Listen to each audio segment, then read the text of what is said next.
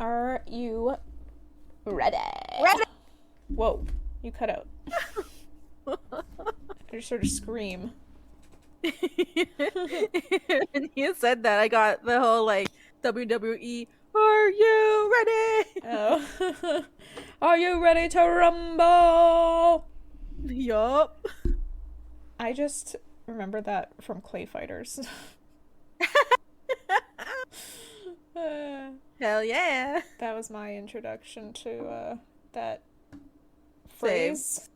Yup. Same. We never watched WWE. Hell no. You know what's bizarre? How we couldn't watch like Teenage Mutant Ninja Turtles and like Simpsons because they were like rude and violent, but we were allowed to play like Clay Fighters. Yeah.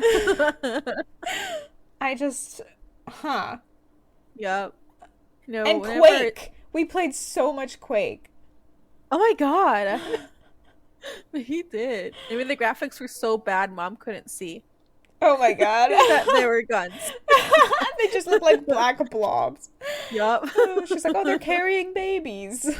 Yup. Babies that scream and make gunshot sounds. Hell yeah. Alright. Hello and welcome to Tea is Good, Books Are Better, the podcast where we drink tea and talk about books. I'm Raven. I'm Jess. And... Stop doing that. You threw me for a loop there.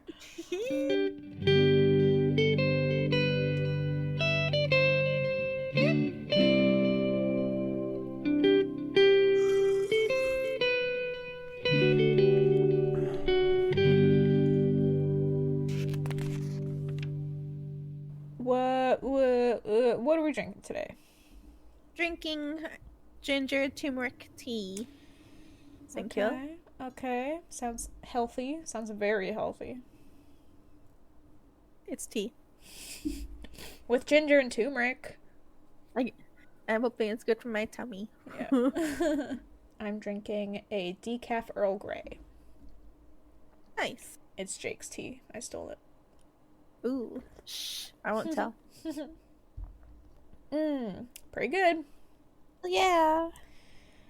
Who have we got today, and where did we leave them off? Jaime and Brienne. Woo! Oh yeah, the dynamic duo.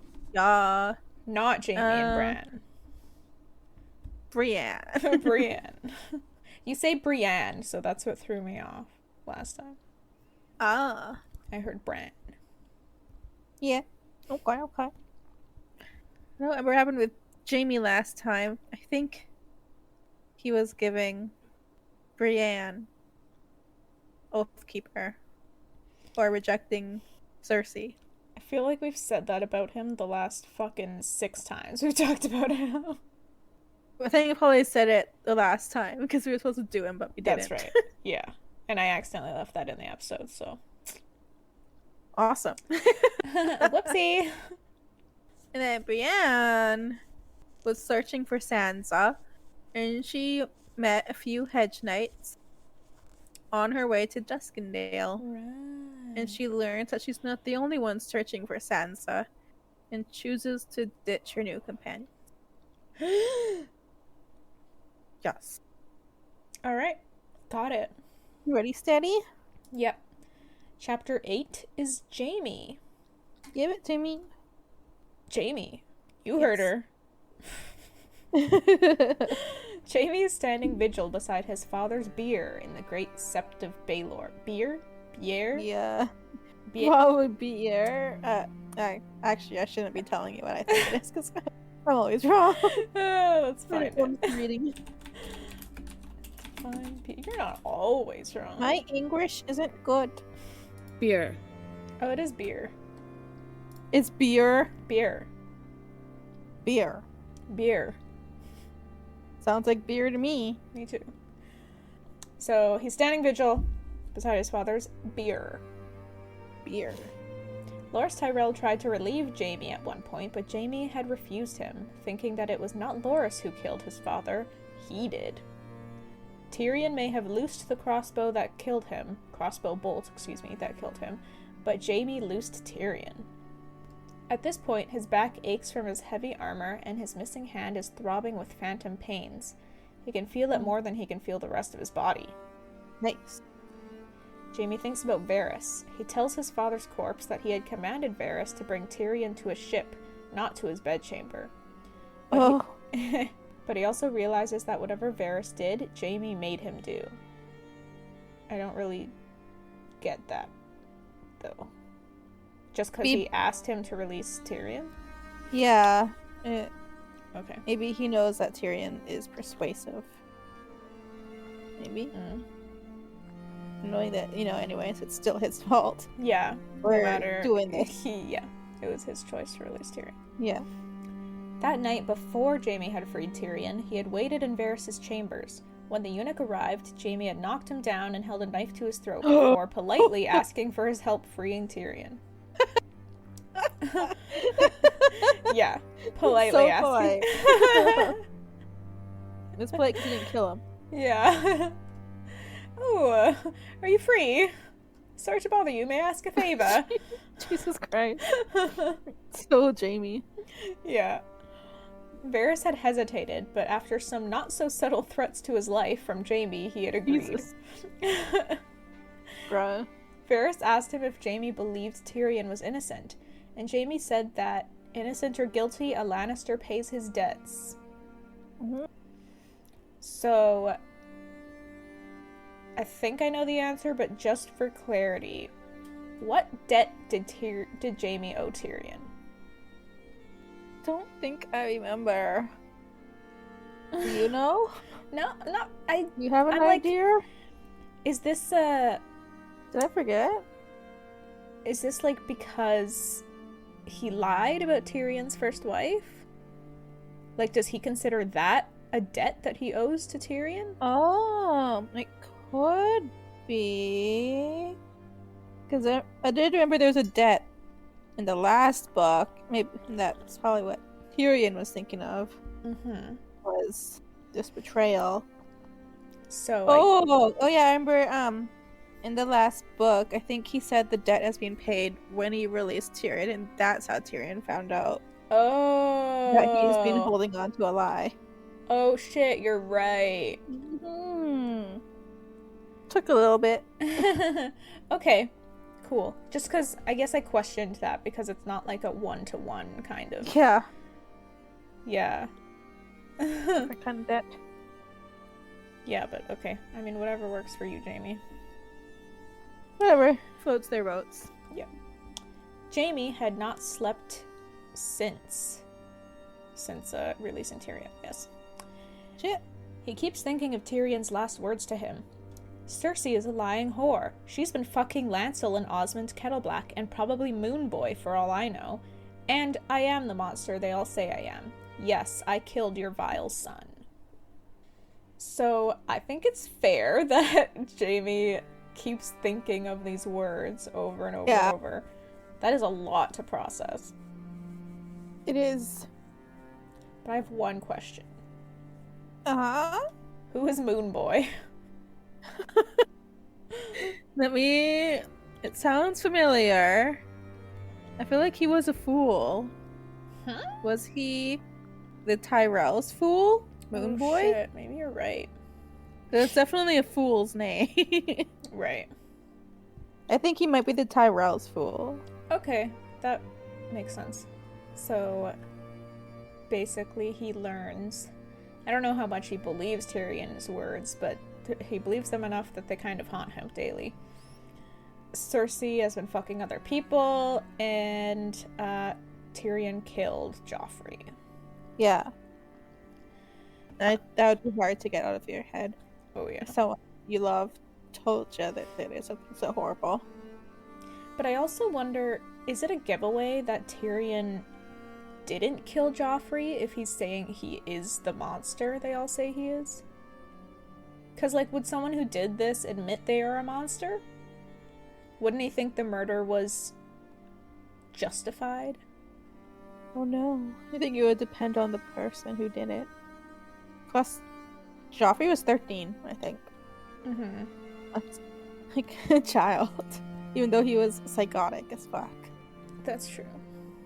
think it can be pretty monstrous to kill a child, even if they are Oh yeah, I'm not saying that sociopathic. it's not monstrous, but would someone who would be willing to kill a child think that it is monstrous to kill a child? I think yes. Okay. Jaime thinks that Tyrion never said he meant to kill their father. If he had, Jaime would have stopped him. And this just sounds to me like Jaime's trying to convince himself like he isn't responsible for his father's death. Oh, you are. Oh yeah, he's not convincing himself either. He's not doing a good job of it. No. Jaime wonders where Varys is hiding, and thinks it was wise for the eunuch to not return to his chambers. He thinks he might have taken ship with Tyrion, unless Tyrion murdered Varys too, and left his corpse to rot beneath the castle. Yeah. Damn, Tyrion's on a killing spree. Yeah. Jaime had led 12 guards to search the dungeons, passages, and spaces beneath the castle, which was particularly difficult for Jaime with his missing hand, but it was all for naught. All they found was darkness, dust, and rats. Were they really trying to find someone? Like, was he really thinking he was gonna find someone? I think that there was a chance Tyrion was hiding. And that's kind of why. Or they'd find some kind of clue or something. Yeah, so they found darkness, dust, and rats, and actually, dragons. Shit! A scuffed mosaic of a 3-headed dragon made him think of Rhaegar. Jaime had begged Prince Rhaegar to let someone else stay to guard the king just this once, but Rhaegar had explained to him that his father feared Lord Tywin more than Robert, so he wanted to keep Jaime close. Rhaegar promised Jaime that changes were coming soon, and had then ridden off to his death. Big change. He wasn't wrong. Nope. Jaime's like, alright, guess I'm killing the shit out of the king right now. Guess I'm killing your dad, Prince Rhaegar. Uprooting Targaryens. Jaime's father's death was welcome to many of the small folk, he imagined, though thousands came to pay their respects at the sept. Thousands of small folk came? Yes. Oh, okay. Jaime himself felt no grief, but it was his father who told him that tears are a mark of weakness for a man. He fucking would. Mm-hmm. Ugh. Get out of here with that nonsense. Toxic masculinity. Of all the mourners, Pycelle seemed the most distraught. He had told Jaime he served 6 kings, but his father was the greatest man he ever knew. He wore no crown, but he was all a king should be. Cold-hearted?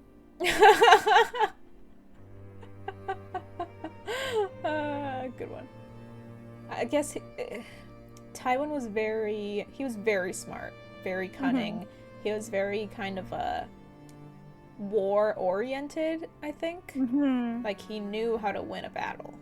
I think he was more focused on the bigger picture than he was on, like, trivial things. Like his kids, I guess.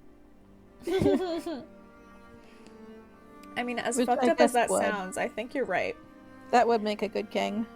Like, if you compare him to Cersei, for example, and Cersei's getting, like, all prickly because of Marjorie, like, flirting with her son. Of being able to control him when she cannot. I think it's some sort of power struggle. Yeah, that makes sense. But if you, like, compare her to Tywin would look at that shit and, like, roll his eyes. Yeah, I think he would embrace that. Like, oh, someone can control him, then I will control her. Ooh! Or I like that. And yeah, that is kind of how he acted in the show, at least. I don't really remember yeah. if they had a conversation about it in the book. I don't remember if they did. Right. Pycelle was useless in Cersei's eyes, and treasonous, as was half the court, apparently. Even Sir Ilan Payne, whom Cersei held to blame for Tyrion's escape, as the What? The dungeons Sir are his Ellen? responsibility, Okay. though he leaves running it to his underlings. Ooh. Jaime almost told her it was his work, but instead promised to find answers from the chief underjailer, an old man named Renifer Longwaters. Renifer? Mm-hmm. You heard that right. Jaime questions him, but it's a farce. He knows the answers about the missing jailer and the 2 turnkeys who went to sleep. He does learn, however, that they are paying wages for 20 turnkeys, 6 underjailers, a chief underjailer, a jailer, and a king's justice for only 6 prisoners. Okay, yep, I guess that was a good thing to learn. Mm-hmm. He's like, what are all these people doing? 6 prisoners. And we have So many. like 30 people. Looking after them. Yeah. Who are these 6 prisoners? God damn. Oh, I know more about them. Well, one of them was Tyrion, I think. Mm-hmm. So I guess it's just 5 now. Unless there were 7. Yeah, that's true. Jaime also learns the 2 turnkeys have been killed by the order of the Queen. Ugh. Yup. Jaime had promised Varys that no one would be harmed in this escape. He'd had to order Kettle Black to come to him first, the next time his sister orders him to kill a man. And Tyrion's words echo in his head again, about Cersei fucking Lancel and Kettle Black and Moon Boy. The stench of death is growing stronger in the sept as he stands there next to his father's bier. Beer? He thinks about how absurd it is that he's standing vigil for a father he helped to slay, and sending men forth to capture a brother he helped to free. His thoughts... It is. His thoughts suddenly go to Brienne of Tarth. He wonders where this stupid, stubborn, ugly wench is, and prays for the father to give her strength. But he isn't sure which father he's praying to. He thinks that he should tell Cersei the truth, since the truth worked so well on Tyrion. I love how self-aware Jaime is. Yeah. Like, even if he acts like a fucking shit sometimes, he's still, like, he can look back on it later on and recognize that he was being a fucking shit. Mm-hmm. Whereas Cersei, no. Nuh-uh. Jaime can hear Tyrion cackling about killing his son and his father, and he almost falls asleep but catches himself. Oh. At midnight, the most devout, septons and septas, enter and perform their devotions, paying Jaime no mind. He almost falls asleep again. He's more weary than he knew.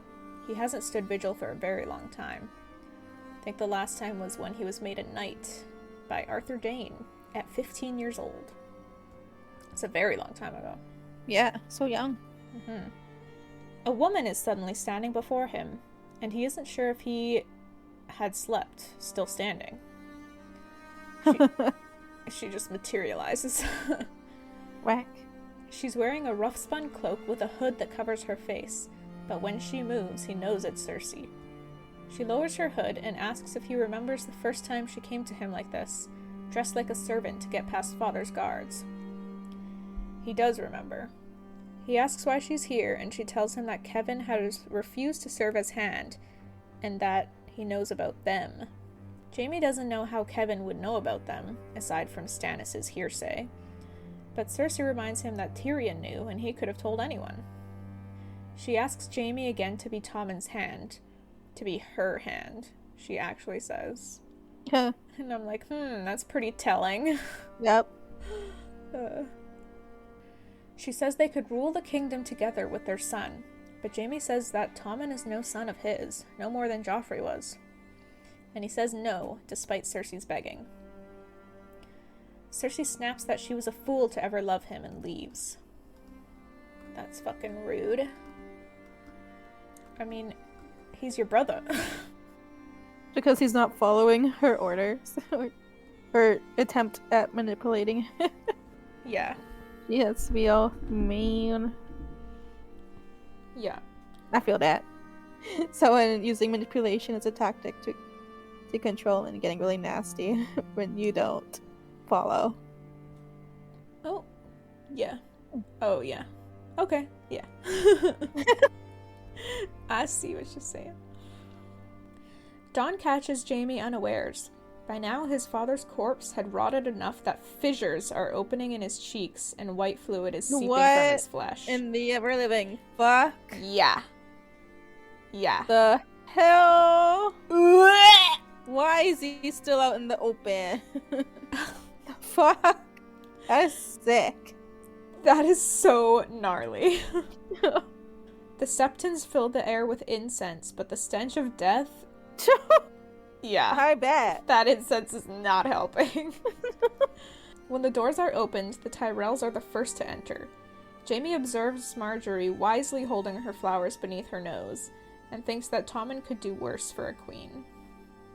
When everyone else had taken their places, Cersei enters with Tommen. Again, Tyrion's words about her echo in Jaime's head. Jaime had seen Kettleblack naked in the bathhouse, and he pictures Cersei's body pressed up against him. Yep, invasive thoughts. As soon as Tommen sees Lord Tywin's body, he tries to get away, but Cersei grabs him. Tommen begins to sob, and Cersei hushes him. Not kindly at all. But Tommen retches, drops his crown, and then flees for the doors. Poor kid. Yeah. Jaime orders Kettleblack to relieve him and follows the king into the Hall of Lamps. Tommen weeps and apologizes. Jaime takes him outside to get away from the many watchful eyes of the Red Keep. Tommen asks how Jaime could stand the smell, and Jaime thinks about how he had to wear his own rotting hand around his neck. Jaime explains that you have to go away inside your own head. Tommen says he used to do that with Joffrey. Fee? Joffrey, yep. Cersei comes storming up and corrects his pronunciation. It's Joffrey.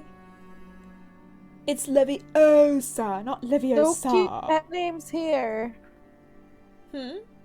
Said no cute pet names here.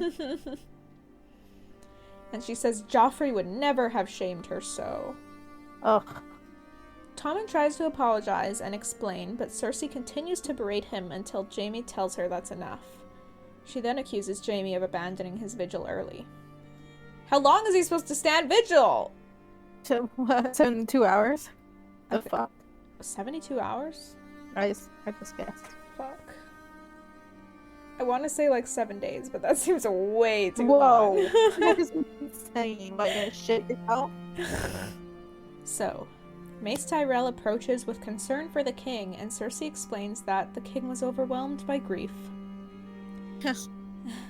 Mace asks if there's anything he can do, and Jaime says he can sup with Cersei this evening. Mace agrees and leaves, and then Cersei rounds on Jaime, furious.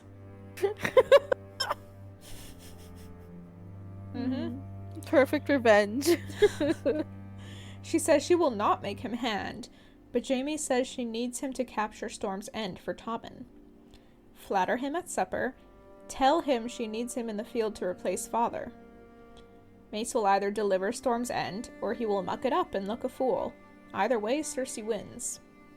She considers, but says he won't leave until Tommen and Marjorie are married. And married, Sorry. Jaime says, let them wed then. It will be years before Tommen is able to consummate the marriage. Give Tywell his wedding and then send him off to war. Cersei smiles and says sieges have their dangers. The Lord of Highgarden may not even make it back. Jaime concedes, especially if his patience runs thin and he elects to storm the gate this time. Cersei tells him he almost sounds like father. Oh. And that's the end of that chapter. Oh. Okay. And I said in the last episode, when we were talking about George's new writing style, I said I felt like this chapter was pretty useless, and I want to get your thoughts. This chapter with Jaime. Yeah, like, do the story building, probably. With character building, meh. So you see, like, Jaime is totally changing and is distrustful of Cersei. And is, like seeing her behavior as more toxic now. Especially regarding freaking Tommen. That poor boy. Right.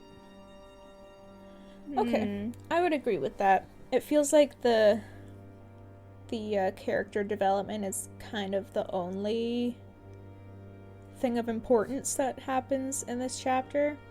Yeah. But unfortunately, I would have to argue that that still makes this chapter problematic. If that's the only thing of importance.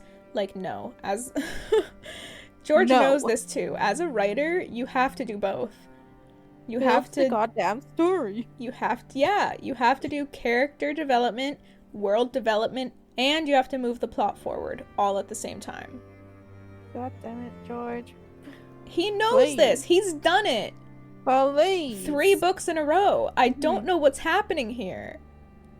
Yeah. We've had many theories, but God, I'm dying to get into his head. Yeah. Like, I feel like this entire decision to send Mace Tyrell off to war could have been explained in one brief thought while Jaime watched him leave King's Landing to war. Yeah. Or like a brief combo while watching him go off to war. Yeah. Just like Cersei walks up next to him and is like, that was a great idea you had. It's like, boom, done. That's like what would happen in an episode. Mm-hmm. Rather than actually seeing it build. Just right. Anyway, that's kind of my feelings on this chapter. It's not like it's uninteresting to read. It is interesting to get into his head. But yeah, still problematic. Yeah. No story building. Yeah. Boo. No plot progression, I would call it. Because I think story can be like a lot of different things. Story can be world building and character development, so yeah. The last chapter I read with Cersei, what the heck was that? I thought that was the funeral, and now this is the funeral? I'm just confused. Yeah, I kind of felt the same way like, when you were why does he have 2 funerals? And why did they wait so long for him to rot and crack open? Like, a freaking ham, like, gross. I feel like they're, like, kind of regular things in this culture, I guess. I wonder if he was out for 7 days because of the 7 gods. Oh, shit. Right. I think people, come and visit, like, daily. Yeah. There's some cultures that, like, keep the body out for a number of days.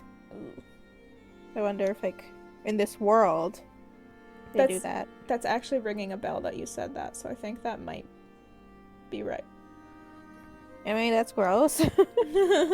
Imagine trying to force your small child to look at their rotting corpse. Look at your grandpa. He only has holes in his face. And then chastising them for being horrified.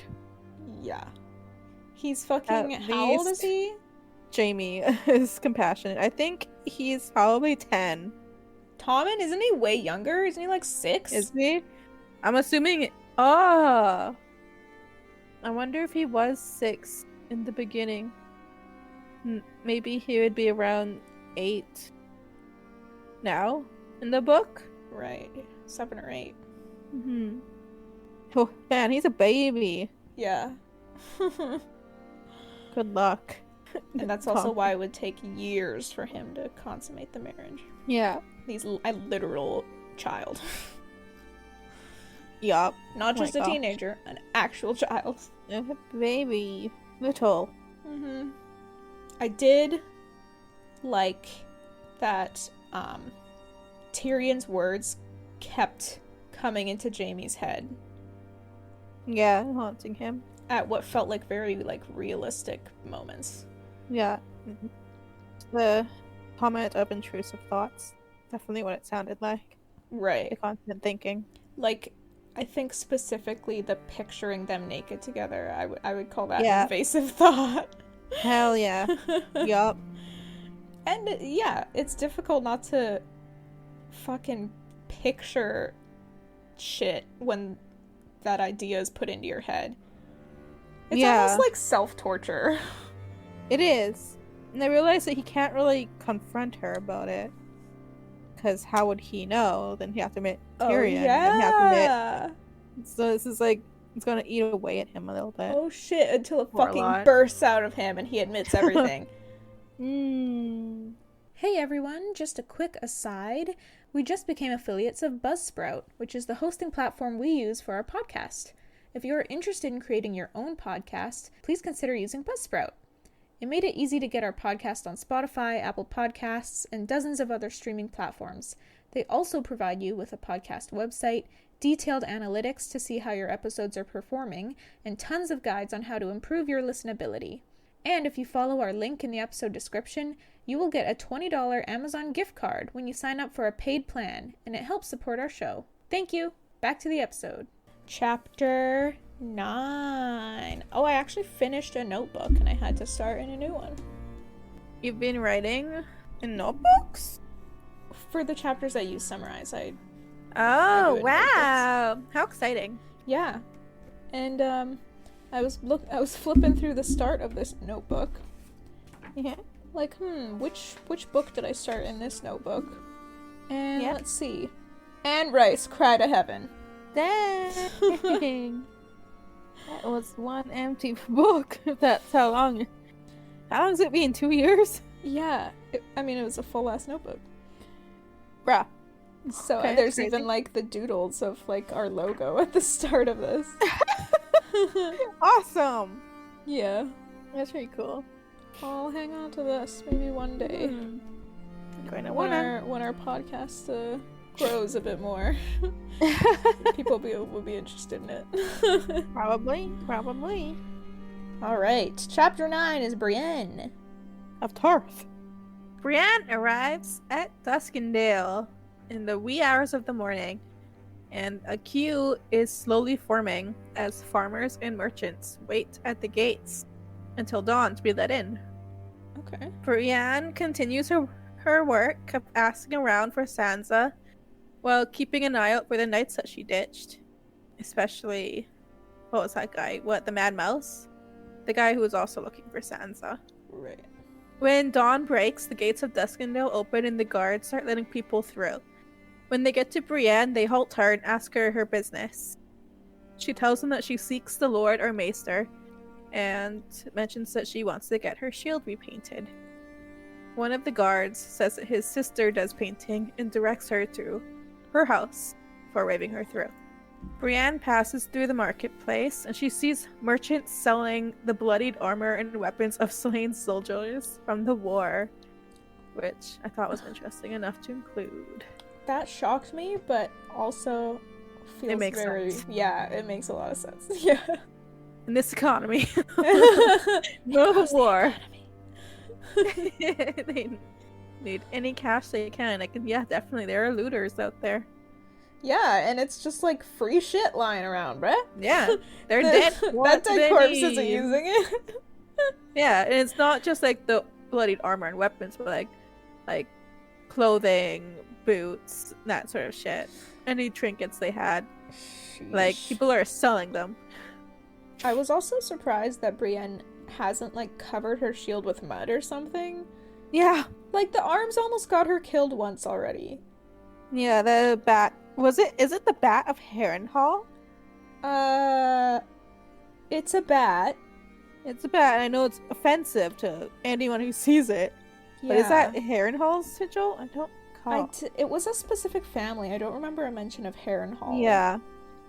But let's Like Google? yeah. Oh yeah, it's that. Harrenhal sigil. House Floston. How do you spell that? Harrenhal? No, flut.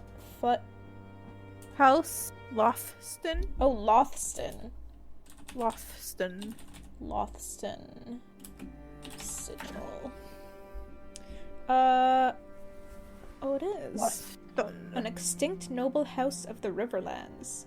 A black bat on a field divided bendwise of silver and gold. Wiped out by the dragons. Indeed. Well, I guess. Does it say that?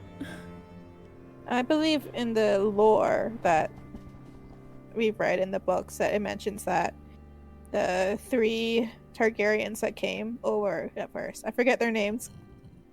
The guy with the sister wives. Was it They burnt down. was it Aegon? Was No. it them? Yeah, Aegon. There's I been think- so many Aegons.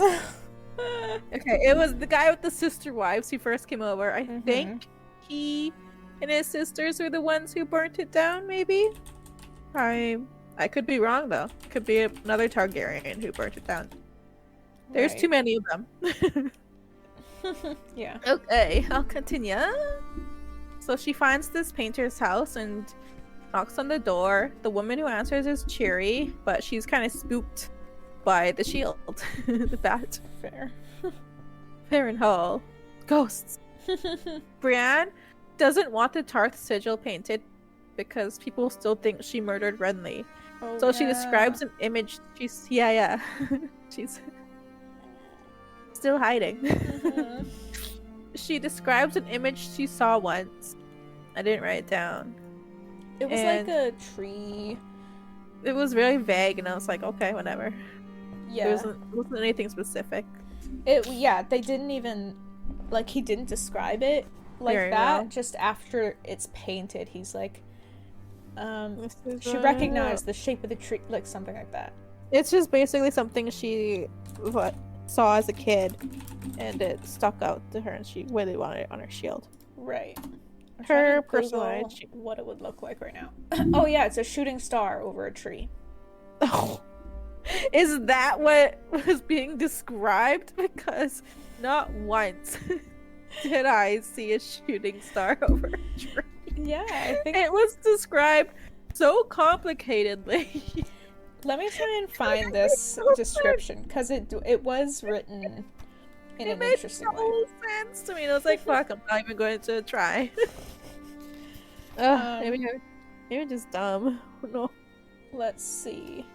Why couldn't you just say shooting star over tree? God damn it. Oh, it was modeled after an old shield she saw in her father's armory once. Okay. But why don't you go ahead, and when she gets the shield, I'll see if I can find that Oh, cool. description. The woman agrees to paint it. She tells Brienne that she might as well book a night at the 7 Shields, I think it's called, inn, and then she'll have it done by morning the next day and bring it to her. Brienne didn't really want to stay the night, but she's like, okay, well, whatever, I will. So she rents a room and she takes a bath.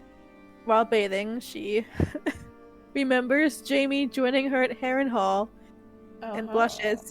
And she forces herself to think about Renly's face instead.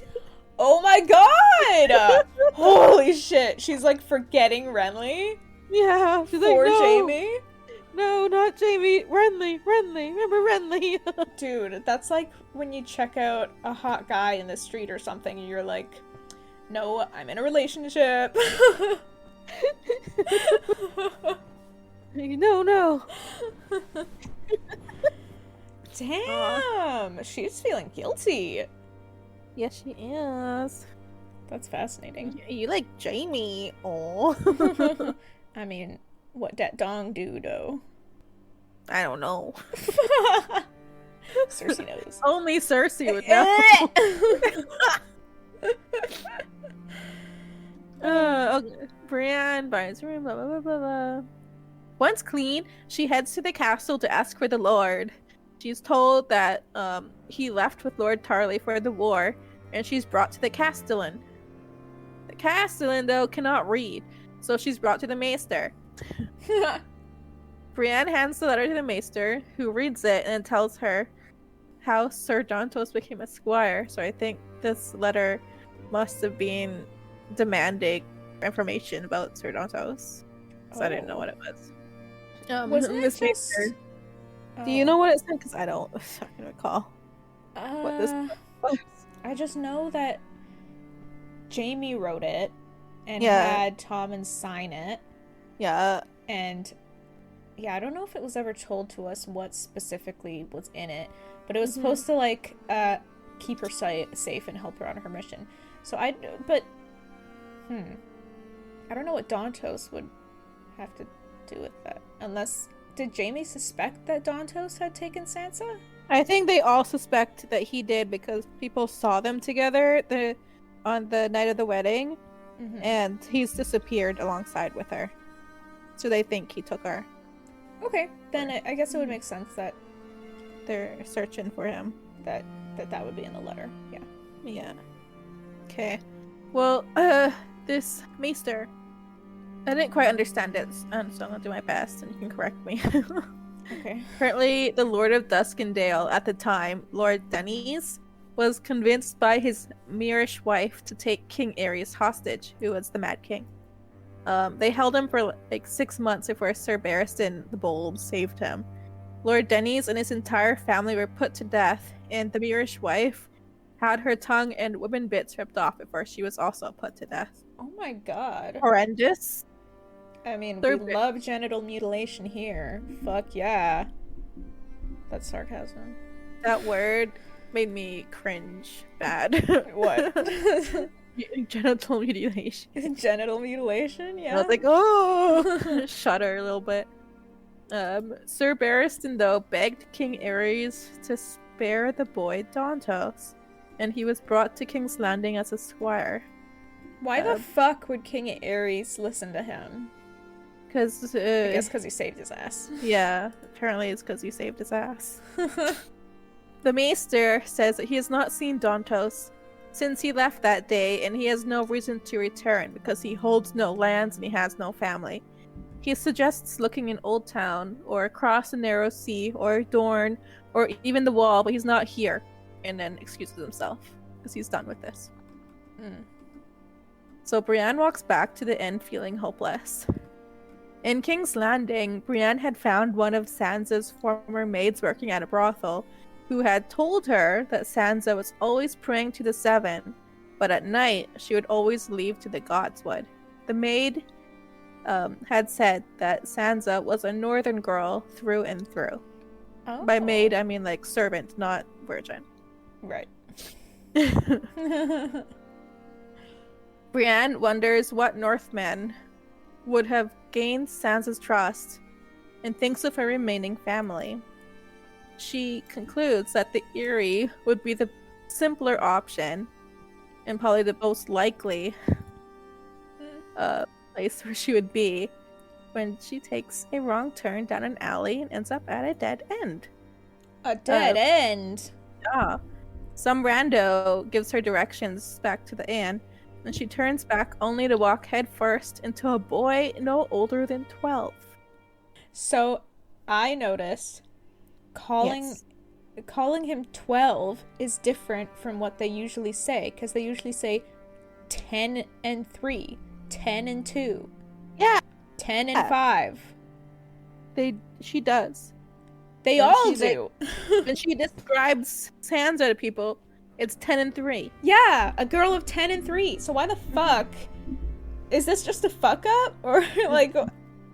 It's 12 in her brain. What the hell? Or does it when like... she speaks, it's 10 and 2. Oh my god, is it because... Is it like 1 to 12 is like the same, but then instead of 13, like when it shifts to teen, that's when they start doing 10 and 3? I wonder, because I think 10 and 1 sounds dumb as fuck. You think they'd say 11? 10 and 1. You know what? Yeah, I think maybe they don't say 10 and 1 and 10 and 2. So that I sounds think like once you're they driving. become adult, then it's like 30 and 5. Oh. Even that sounds 30? Jess! sounds dumb. You can't say that. I'm sorry. 30 and 5. 30 and 5. No judgment. I think do they say 5 and 30? That sounds a little better than 30 and 5. Okay. That's probably what it is. Okay. Fuck me, dude. Oh. 1 in 10? Is that how they would say 11? Oh. Maybe. Wait. No, because she says... Yeah, but 2 and 10 sounds dumb. She says 10 and 3. She does. Or does she? Does she say 3 and 10? Jesus Christ. Oh my god. It's 10 and 3. Okay. Fuck it. Just move on. Yeah, good. I'm too confused by this. Yeah. Boy, he stutters apologies, explains he wasn't looking. And something about him seems familiar, but she can't put a figure on it, and he runs off. She remembers that she saw him that morning, waiting for the gates to open, but she thinks that she for sure had seen him before that. Oh, I think the inn is actually called the Seven Swords. Okay. So the Seven Swords is packed by the time she arrives. She's hungry, but there's nowhere to sit until a dwarf monk offers his seat to her. She accepts and orders food, and she makes a deal with this dwarf that he'll give her info and she'll feed him. Buy him food. So he tells her that Northern Man burnt down his sept, and as he and his brothers were rebuilding it, another group of men arrived and slaughtered everyone. He only escaped because he was small enough to hide inside of a log. Oh. Brienne asks him about Sansa, or a girl with a knight or a fool. The dwarf has not seen a maid, but he's seen a fool, and describes one that he saw at the Maiden Pool docks. He explains Pool docks. Maiden Pool dock. Where is that? It's a maiden pool. She's been there with Jaime before.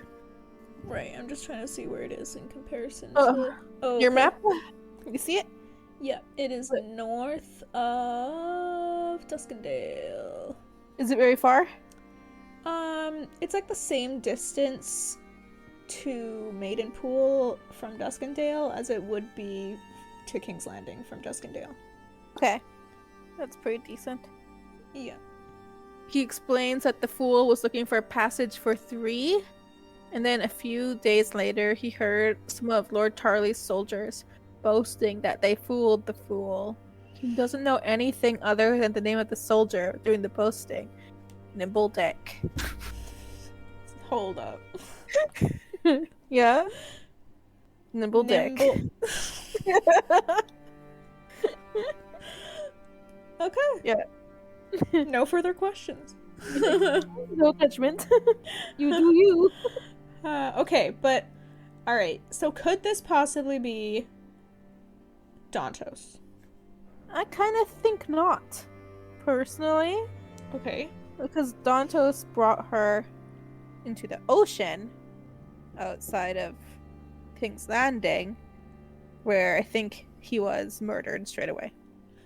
But could he have been asking for the passage somewhere else, like for later? Maybe. Like, hey, But can you come meet us in Blackwater Bay or whatever? Isn't Maiden Pool like a lake though, or a river? Maidenpool is Where's that ocean? it's on the Bay of Crabs, Oh, so it is ocean. Ooh. which is next to Blackwater Bay.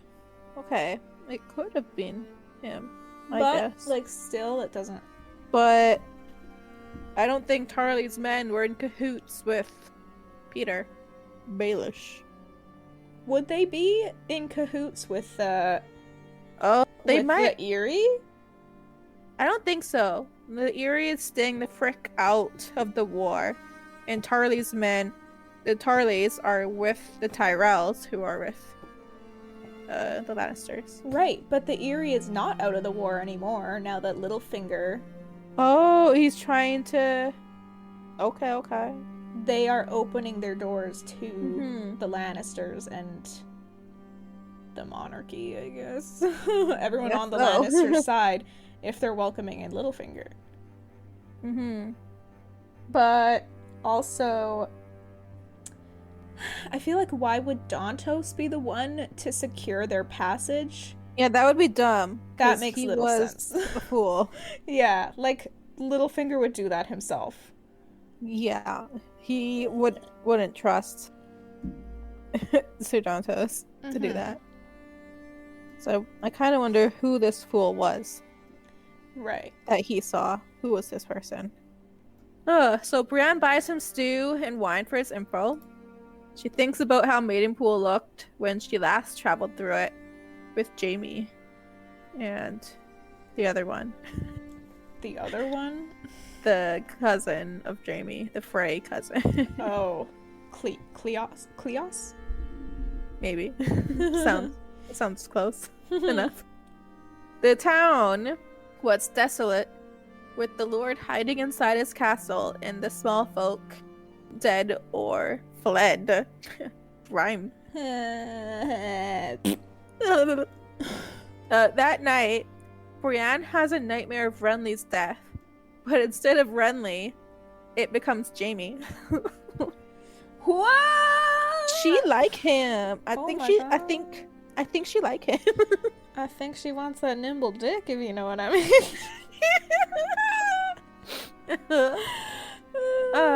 The next morning, the painter finds her and presents her the shield. Brienne loves it. Ooh wee. Okay, I'm You wanna supposed to describe it find that description. I have not been doing that. Do. Okay. It should be Blah blah blah. Somewhere. Dantos. No one cares. blah, blah. One more Dantos. Skip. Oh, it was Cleos. Good job, me. Ooh, pat on the back. That name was just in my head, apparently. Okay, here we go. You ready? Yep. It was more a picture than a proper coat of arms, and the sight of it took her back through the long years, to the cool dark of her father's armory. She remembered how she'd run her fingertips across the cracked and fading paint, over the green leaves of the tree and along the path of the falling star. Oh, So that is it that we get for the description. And it's No not even wonder. describing the new shield, it's describing Yeah. her memory of the other shield. so like no wonder it just went right over my head, and I didn't even get it. Yeah, it's like he's kind of he's describing it in this super backwards way. Like we Yeah. know it's supposed to look the same. Mm-hmm. But it's like it's an interesting way to describe it, I guess.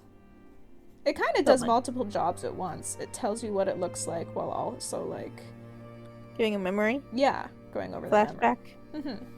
Exactly. Brienne pays her, and then buys rations and sets forth north. She rides slowly through the fields where the worst of the fighting has been. She comes across a mound with a marker that says, "Here lie the wolves." Oh. She stops to give a small prayer to Catelyn and Robb. Remembering Catelyn, she vows to find Sansa, and it gives her a boost of morale. She continues down the road and it starts to rain. She reaches a fork at the ruins of an old castle. The right of the fork is heading to the coast and the left is through the hills and woods to Maidenpool. She dismounts and takes her horse into the ruins and recognizes it as Hollard Castle, which is where Sir Dantos is apparently from. So, I don't know what Child Dantos was doing in Duskendale, or if they were like related, and King Aerys was like ready to destroy everyone related to this other lord. I don't know. Wait, what? So, it was at Duskendale where King Aerys was taken hostage or something, kidnapped, Uh-huh. and he like slaughtered the Lord and his entire family and was begged to not kill Dantos. But if Sir Dantos is from Hollard Castle, does that mean that this Lord had family in this castle and he was slaughtering like different like families because they're all related to this one Lord? So that's what I was confused about. Sounds a bit insane. Wait, I'm so confused. So, you know, the story I told you. You need to take me earlier. through this one step at a time. Okay, I know the story of the Lord of Duskendale kidnapping King Aerys, Yeah, let's say he was. who's what's his later. name again? What do we call the Lord- Lord of Duskendale? Let's just call him the Lord. Lord Dusk. Lord It's Lord Dusk. Denny's. It's Lord Denny's, okay.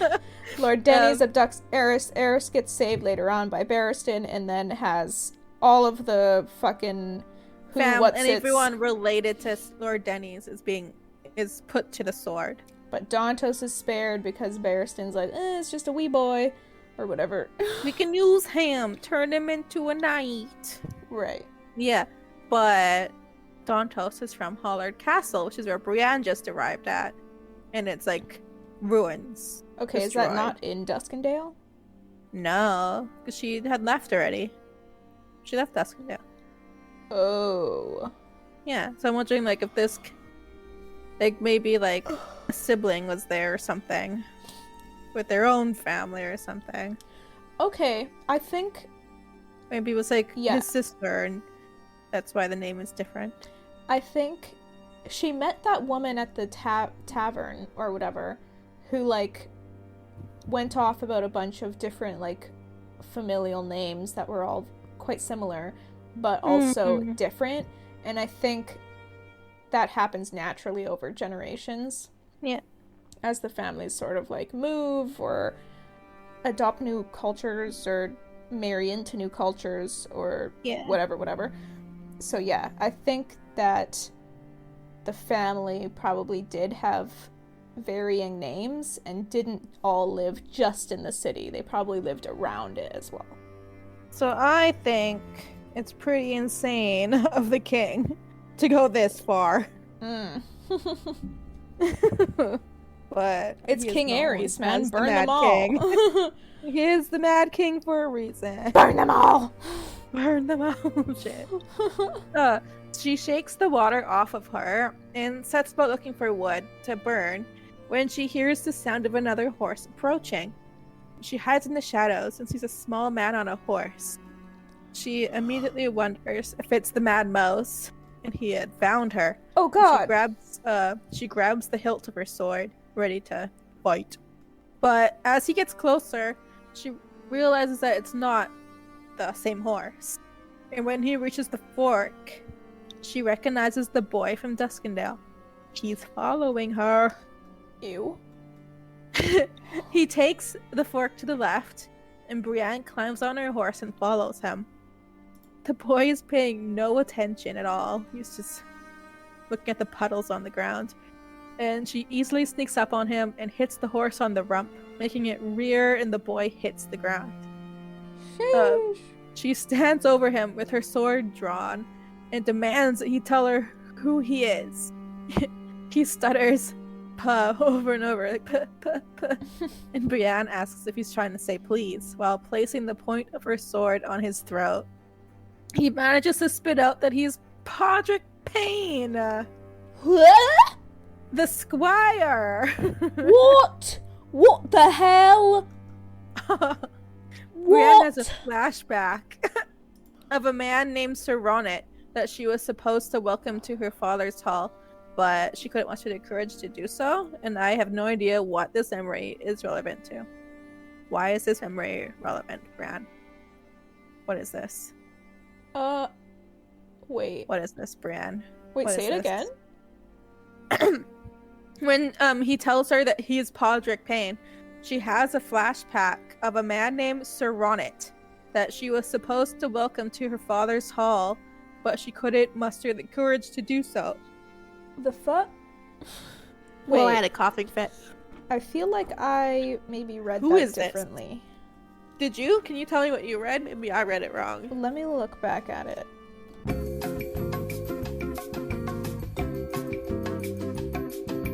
Okay. Tell me. So he tells her his name is Podrick, and then she lowers her sword, feeling a rush of sympathy, and remembers a day at evenfall, a young knight with a rose in his hand. He brought the rose to give to me, or so her septa told her. All she had to do was welcome him to her father's castle. He was 18, with long red hair that tumbled to his shoulders. She was 12, tightly laced into a stiff new gown, its bodice bright with garnets. The two of them were of a height, but she could not look him in the eye, nor say the simple words her septa had taught her. Sir Ronnet, I welcome you to my lord father's hall. It is good to look upon your face at last. I think that had to be a Payne. Then, right? Oh. Ronnet Payne? That would make sense, because I'm like, who is this fucking rando, and why is she remembering this? Yeah, I think he has to have been a Payne. Okay. whoever this boy was, I think Yeah. she was likely betrothed to him. Mm-hmm. So I think that's why. I was just a little bit confused. Yeah, that's fair. It doesn't say that he was a pain. That's just my guess. Yeah, I'm just like, what the fuck are you talking about, George? What? Okay, back to Pod. She asks why he's following her and who he's working for. He tells her that he's working for no one. He's just a squire. He's following her because she is looking for Lord Tyrion's wife. In anguish, he explains that he is Tyrion's squire and that he was left behind. And he wants to find her because it seems that he's very hurt that Tyrion ditched him. And he seems to think that finding her will reunite them. Aww. And that's that chapter. Aw, Podrick. Yeah. Poor thing. The only person, I guess, who treated him kindly was Tyrion. And so I guess he must have, like, loved Tyrion in some way. Yeah. Because I think he's, like, overgrown for a squire. Like, usually they become knights at his age, I think. Well, he's no older than 12, right? Brienne mentions that she's really bad at guessing ages. Oh, that's true. Does it through height. And when she was 12, she was much bigger than that. Mm-hmm. That's why she's really bad at guessing ages. Because I think Pod was older than 12 through Tyrion's eyes, but I don't remember. I don't remember either. I can't even guess. I don't even know. Maybe he's 14. I don't know. Let me look it up.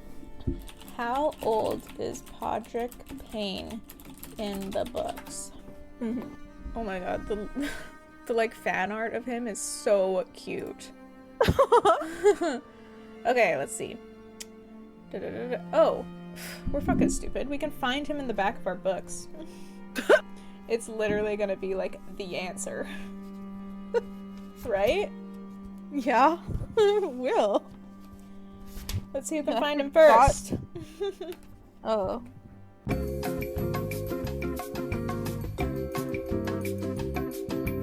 Podrick Payne, Tyrion Squire, a boy of 10.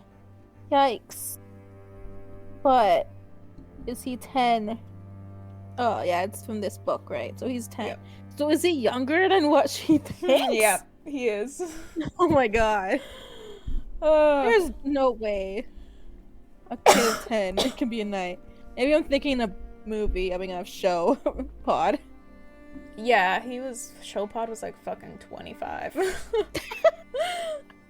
Yeah, he was. So tiny little Podrick Payne, 10 years old. Podrick Payne is 10 years chasing old. after Tyrion because Tyrion was nice to him. And I think Podrick just has no one else. Yeah, I don't think he has anyone. Like, Tyrion gave him purpose and Treated him kindly, I believe. treated him kindly, so why wouldn't he chase after him? Yeah, he seems like he recognized Brienne at Duskendale, or he's seen following her. Oh yeah, I think he admitted he was following her. Oh shit! So Ooh-wee. he's probably been following her since That's pretty smart. King's That he- Landing, right? Like, I wonder if, like, he overheard her asking about Sansa, or if he, like, somehow knew. But damn. I guess he had to have heard her. How else would he know, right? Yeah. It's pretty crazy that a 10-year-old... completely different world. Completely different world. A 10-year-old. 10-year-old can go out with purpose. Dude, I could never. At 10, Nah, 10... Nah. I couldn't even tie my own No. shoes, let alone ride a fucking horse. At 10, you couldn't tie your own shoe. Well, I'm exaggerating. A little. But only a little. Yes, I did. Is that the whole chapter? Yeah, that was that chapter. And it's right when he's, like, sad that Tyrion left him. Aww. And it makes her sad, I think. Oh yeah, I'm sure she empathizes. Or Mhm. sympathizes. Whatever, bro. He's just a kid. Yeah. Well, that's going to be it for this episode. Thank you so much for listening. If you want more of the podcast, please follow us on Instagram. You can follow the podcast at TIGBAB Podcast or follow us individually. My handle is Crimby and Jess's is just.egan24. You can also find us on Facebook. Just search TIGBAB Podcast or Tea is Good, Books Are Better, and we will show up there. Also, please subscribe to our good friend Bahrami on YouTube. He's the one who made our jingle, which you heard at the start of the episode, and he makes some really cool music. That's Bahram. You can also find him on Spotify as Bahrambient. That's Bahrambient. And please check us out on Patreon, patreon.com/teaisgoodbooksarebetter. We have a few different tea-themed tiers with fun rewards, including outtakes, BTS stuff, and mini episodes in which we force our brother to watch Game of Thrones, which he absolutely hates. So it makes for some fun discussions/arguments. Finally, if you would be willing to share the podcast with your family and your friends, it would be a huge help to us to grow the podcast. Thank you so much. And who do we have next time? Gee, I know we have Salsa. Salsa. We have Salsa. Sansa. So all these people looking for Salsa, and we'll see what she's actually doing. And Peter. Interesting. Sansa and the Kraken's daughter. what's her face? Asha. Asha Grey. No, it's the Kraken's daughter. Sorry, the Kraken's daughter. Ugh. Join us next time for those two characters. Okay. See what the hell's going on with Euron Greyjoy. Ooh.